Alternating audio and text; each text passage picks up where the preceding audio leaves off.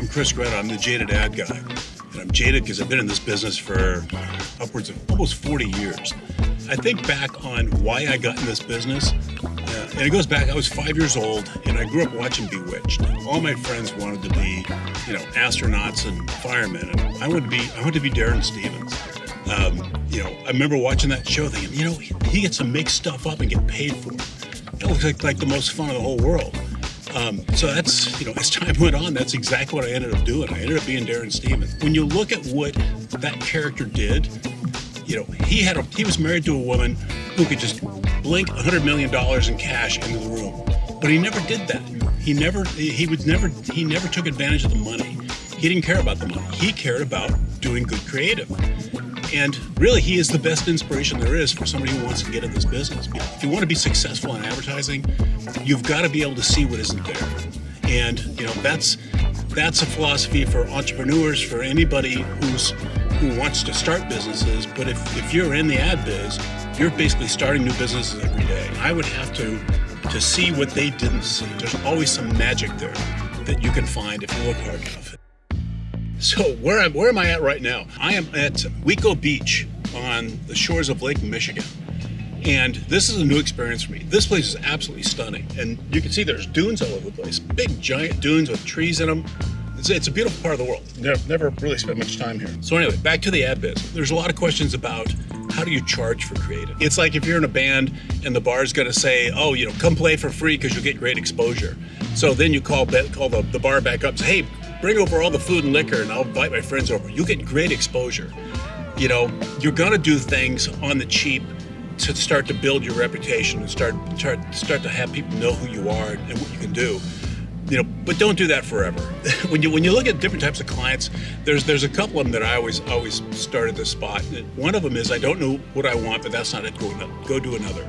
So I love this story. I've worked for years with a guy named Scott Van Osdol in Austin, who's a photographer, and he has a theory called the circle of Polaroids.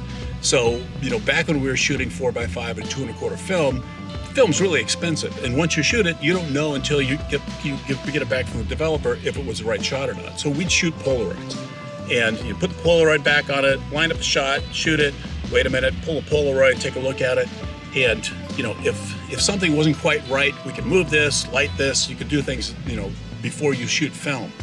So he told me about a client that just kept shooting Polaroids all day long. And finally, at the end of the day, the guy looks at the Polaroids, oh, that's perfect, that's exactly right. And Scott said you could take the last Polaroid and the first Polaroid and put them next to each other, and they're exactly the same. So sometimes clients don't know what they want until they've seen everything else.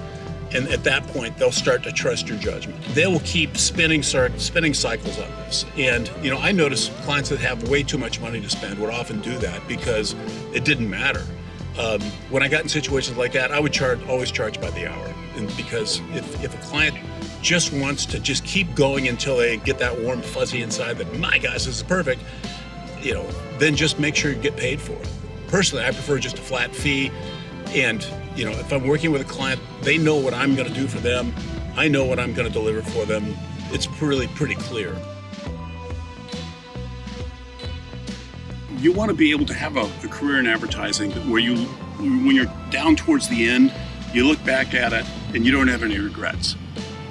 For my entire career in this business, I never got involved in marketing something that I thought was reprehensible. Like, I wouldn't want to have sold cigarettes to kids, just massive piles of junk food. There's all this stuff that's just terrible on the planet.